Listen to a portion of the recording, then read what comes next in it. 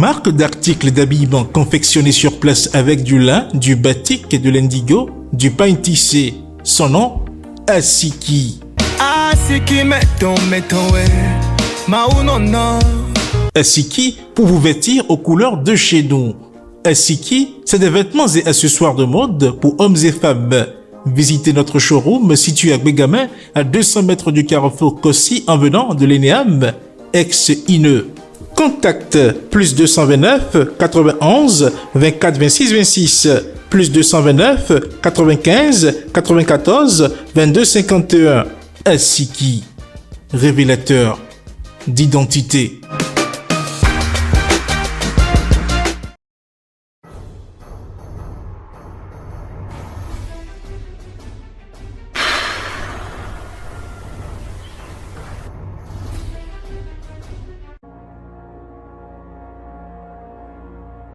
Nouvelle la semaine, nouveau numéro de votre émission Tour d'Horizon. Mesdames et messieurs, bien le bonjour à chacun et à tous et merci de toujours préférer Guérite TV Monde. Nous démarrons tout de suite par la revue de quelques titres parus ce jour. Fidèle internaute de Guérite TV Monde, bonjour. La revue des titres de ce lundi 27 novembre 2023 démarre avec le quotidien Maison La Guérite. Désormais, l'UP Le Renouveau, l'autre nous, un inconstant politique. Loi d'amnistie au Parlement, Paul Daoumont invite les députés à procéder à son adoption. Master en intégration régionale et développement, le 10e anniversaire célébré. Nord-Sud quotidien, rencontre Talon Yahi, les sujets au menu. Porte Novo, Nyankoti exprime sa gratitude aux médias. Budget 2024, éducation en hausse, affaires sociales en baisse. Le Béninois libéré rencontre Talon Yahi et membre de LD. L'erreur de protocole du président Talon. On se demande pourquoi personne n'ose conseiller le chef de l'État. Championnat africain de football scolaire, le Bénin fait parler de lui à Lomé. Jackpot, Assemblée nationale. Pourquoi la représentation nationale devra donner carte blanche à la loi sur l'amnistie? Matin libre, rencontre au palais de la Marina ce jour, le sujet qui préoccupe Talon. Championnat africain de football scolaire, le Bénin en or chez les garçons et en bronze chez les filles. Palmarès, politique nationale et statut de l'opposition, les élections générales de 2026 et la question de la loi d'amnistie. Yahi chez Talon, un face-à-face opportun pour vider les sujets brûlants. Frais d'inscription des candidats au CEP 2024, l'autorité du ministre Salimane Karimou bafouée. Des écoles perçoivent entre 5 000 et 10 000 francs CFA au lieu de 1 500 francs CFA. Chacun fait ce qu'il veut, comme dans la cour du roi Péto. Mise en œuvre du Smart Gouv, sans TVM, plus de visites techniques. Belin à l'AFIA 2025, un bilan mitigé. Championnat africain de football scolaire, zone UFOA B. Le CEGCN Rita conserve son titre et empoche 50 millions de francs CFA. Retour maintenant au quotidien Maison. Concrétisation du registre social unique au Bénin, la mise en place de la plateforme enclenchée. Le projet Ouri Bénin appuie la NPS dans le processus. Forum des affaires pharmaceutiques entre le Bénin et l'Inde, Raphaël Chidimé s'offre de nouvelles collaborations. Et pour finir, collaboration Ville de Porte Novo Média, Chalman Nyankoti pour un meilleur partenariat. Fidèle internaute de Guérite TV Monde, ce sera tout pour la revue des titres de ce lundi 27 novembre 2023. À demain. Nous passons à présent à l'invité du jour.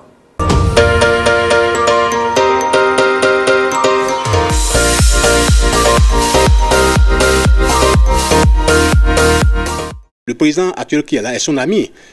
Lui-même, il n'a jamais cessé de le dire. Le président même aussi n'a jamais cessé de le dire. Il peut procéder autrement.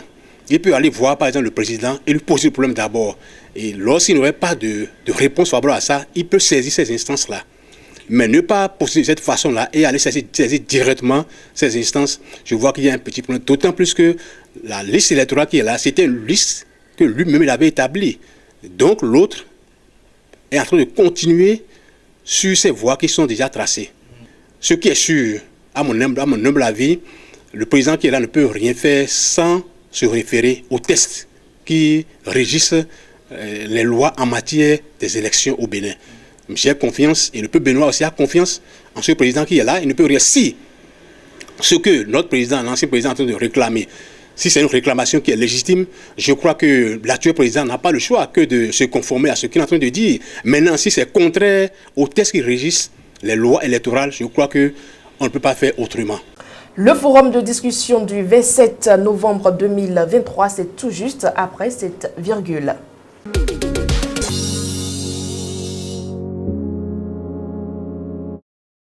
Le forum de ce matin, c'est bel et bien avec Charles Alban Daoui. Charles Alban Daoui, bonjour. Bonjour, Latifat Kaoué. Pendant que le sélectionneur des Guépards seniors trouve que l'équipe nationale subit les affres du gris-gris, les jeunes du CEG Sainte-Rita sont champions d'Afrique du football scolaire zone UFOA-B. Absolument. Et c'est la preuve que, en réalité, le sélectionneur national de football béninois ne maîtrise pas sa matière. Il faut le dire comme ça. Il a été recruté à la tête de notre équipe pour améliorer les performances de cette équipe. Là, malheureusement, il ne fait qu'enchaîner de mauvais résultats. Le meilleur résultat qu'il a fait, c'était le nul contre le Lesotho la fois passée. Et pour justifier cela, il a trouvé que, il y a des sortilèges qui se font autour de l'équipe nationale et qui justifieraient le fait que l'équipe n'ait pas réussi à marquer des buts. Ce sont des propos qui, comment dirais-je, qu'on ne peut pas comprendre, venant de la bouche quand même de quelqu'un comme lui, qui d'abord, il n'est pas béninois, il n'est pas africain, il est allemand, et ensuite, il n'a pas vécu dans un environnement où on pratique forcément des sortilèges. Ça étonne que ce soit lui qui tienne ce discours. Quand quelqu'un qui vient des grandes nations de football comme l'Allemagne par exemple, tient ce discours, c'est dommage.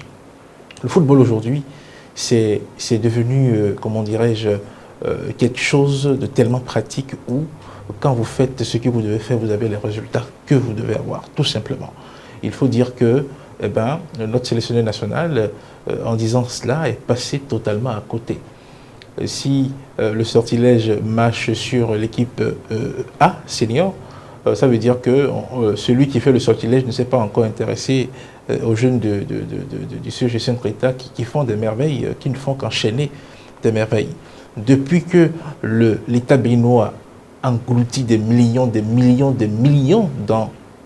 dans l'équipe senior A, je ne sais pas ce que cette équipe a rapporté. Je ne sais pas si cette équipe a déjà rapporté 1 franc venant de l'extérieur. Vous voyez, avec ces jeunes-là, ils sont revenus avec le trophée, mais également avec 50 millions de francs CFA. Et ils étaient au mondial scolaire, ils sont revenus également avec des prix, etc., etc. Donc pour dire que le jeu, ça reste le jeu. Le jeu, c'est l'entraînement, c'est avoir des jeunes compétitifs, des jeunes en jambes, des jeunes capables de faire le jeu. Dans l'équipe senior, malheureusement, vous voyez l'âge de tous ceux qui jouent là. Ce pas des gens qui sont forcément en jambes tout le temps. Ce pas des gens qui sont dans les clubs, dans les championnats où on joue comme il se doit. Donc quand on vient les regrouper chaque fois et qu'on les entraîne quelques jours, la cohésion d'équipe n'existe pas. C'est tout le contraire avec ces jeunes-là qui sont dans le même collège, qui travaillent, qui jouent, qui s'entraînent et donc qui se connaissent et qui font un jeu formidable. Donc je pense que ce qui est arrivé hier, ce qui est arrivé avec le sacre de ces jeunes-là devrait faire réfléchir notre sélectionneur national. Il doit se réorienter, il doit changer de carte pour ne plus nous servir des arguments comme celui servi après le nul contre le Lesotho. Le football aujourd'hui a des règles pour jouer, pour entraîner l'équipe. Il y a des dispositions à prendre, il y a pas mal de choses. Je ne suis pas spécialiste de la matière main. Je sais qu'aujourd'hui, c'est devenu quand même assez scientifique le football. Et il suffit de disposer des pions qu'il faut, il suffit de disposer des cartes qu'il faut, et puis le jeu est fait. Donc, si le sélectionneur national estime qu'il n'a pas toutes les cartes qu'il faut pour composer une bonne équipe, qu'il le dise ouvertement, on saura que oui, c'est parce qu'il n'a pas les éléments qu'il faut. Mais pas qu'on nous dise que le gris-gris est utilisé pour faire porter la poisse à l'équipe. Il n'y a pas de poisse sur notre équipe. Et la preuve, c'est que les Guépards qui sont encore à l'école sont allés gagner à Lomé. Ces résultats ne doivent-ils pas faire repenser la politique du football béninois? Absolument. Et je pense que l'actuel ministre des Sports doit bondir. Eh bien, il doit bondir sur cette opportunité-là. Nous avons tout le temps dit. Et la preuve, c'est de voir ce qui se fait au Sénégal. Vous voyez, l'équipe senior, l'équipe A, est champion d'Afrique. Et toutes les autres catégories d'équipes du Sénégal sont également champions.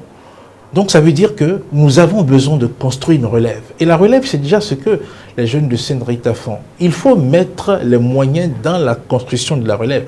Il faut laisser même l'équipe senior A si possible. Parce que cette équipe-là ne fait que nous décevoir. Il faut construire la relève. Une fois que la relève sera construite, eh bien, on fera de bons résultats. Si ce n'est pas l'âge, si on alignait ces jeunes-là en équipe senior, mais ils vont faire des merveilles. C'est cela. Donc, si ces jeunes-là, on les entraîne, on maintient la dynamique, on aura forcément de bons résultats pour le Bénin. Donc, je dis, c'est le moment. Et l'épreuve étant là, c'est le moment d'investir dans la formation de la relève. Et la relève, ça se trouve dans le monde scolaire. Il faut développer le championnat scolaire. Il faut le développer, il faut le redynamiser. Il faut même laisser le championnat national qui se fait à travers les clubs. On n'a pas de résultat, on n'a rien. Il faut voir ce que le championnat scolaire nous fait avoir comme résultat. Il faut même laisser tout ça. Il faut réorienter les choses pour que, oui, si c'est le football qui nous intéresse vraiment là, il faut réorienter les choses, il faut miser sur la relève dans les écoles et on pourra avoir des résultats d'ici 3 ans, d'ici 4 ans. Ces jeunes-là, beaucoup d'entre eux, d'ici 2 ans, 3 ans, auront peut-être 18 ans. On pourrait les aligner dans l'équipe A. Et ils vont faire forcément des merveilles. Donc, leur réorientation de la politique sportive, notamment dans le domaine du football, s'impose forcément. Et je pense que c'est l'un des défis que l'actuel ministre des Sports doit relever. Merci à vous, Charles Alban Daoui. C'est moi qui vous remercie. Mesdames et messieurs, c'est la fin du forum de discussion de ce matin. Et comme annoncé et comme analysé à l'instant, les Guépas U15 du CEG Sainte-Rita ont remporté l'édition 2023 du championnat africain de football et maintiennent le titre de champion. Le point du match et autres actualités sportives sont à suivre tout juste après cette pause.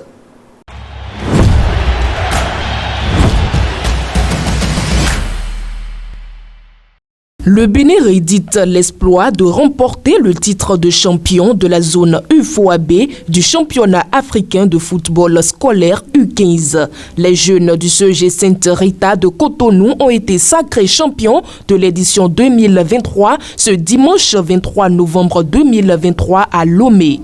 Ils ont joué la finale face aux jeunes Ivoiriens. Les jeunes Béninois ont ouvert le score en première partie avant d'aggraver la marque lors de la seconde mi-temps. Cette victoire permet au Bénin de décrocher la médaille d'or de ce tournoi et de conserver ainsi son titre. Cette équipe vainqueur du tournoi empoche une enveloppe de $100 000, soit plus de 50 millions de francs CFA.